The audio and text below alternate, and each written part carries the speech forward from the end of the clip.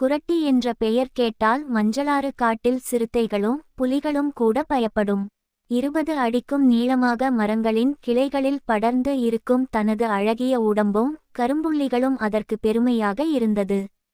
கரும்பழுப்பு பழுப்பு என்று பல நிறங்களில் மலைப்பாம்புகள் இருக்குமே தவிர இப்படி லட்சணமான கரும்புள்ளிகளுடன் பார்ப்பது ரொம்பவும் அரிது.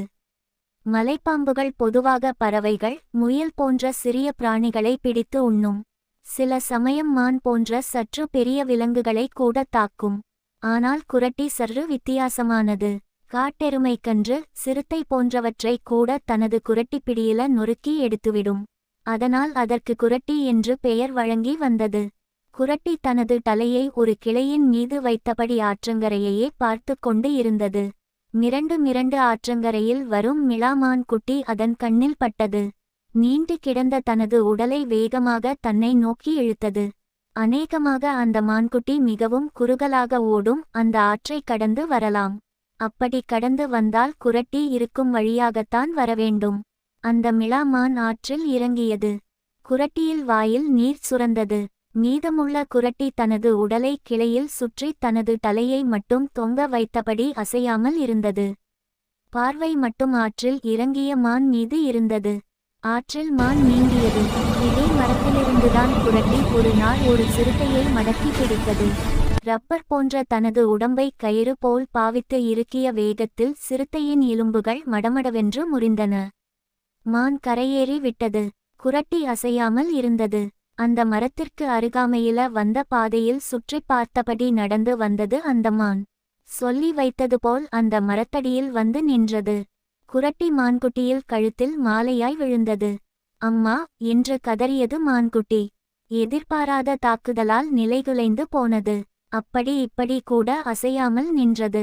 குரட்டிக்கு கூட ரொம்ப ஆச்சரியமாக இருந்தது. குரட்டி அதன் முகத்தை பார்த்தது பாவமாக இருந்தது. அதற்குள் குரட்டி ரப்பர் போன்ற நீண்ட தனது உடலால் மானைச் சுற்றிது. மான் தேம்பி அழுதது. அதன் கண்களில் கண்ணீர் வழிந்தது. குரட்டி இப்படி திடீர் தாக்குதல் நடத்தும் போது எந்த ஒரு மிருகமும் இதனிடம் தப்பிக்க போராட்டம் நடத்துமே தவிர இப்படி அழுது ஆர்ப்பாட்டம் செய்யாது. ஆமாம், ஏன் அழுகிறாய் என்றது குரட்டி. மான் தனது அழுகையை நிறுத்திவிட்டு உறுதியான குரலில் சொன்னது.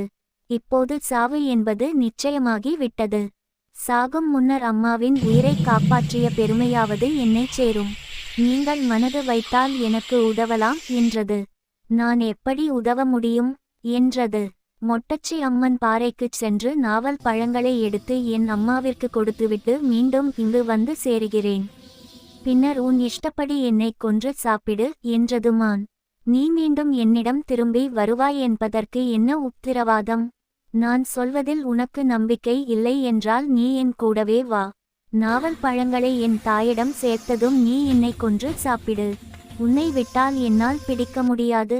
உன் வேகம் என்ன, என் வேகம் என்ன என்றது குரட்டி.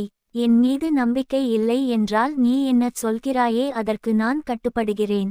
நான் உன் உடலை சுற்றியபடியே இருப்பேன். என்னை சுமந்தபடியே செல்ல வேண்டும் என்று சொன்னது குரட்டி. அது அதற்கு ஒத்துக்கொண்டது.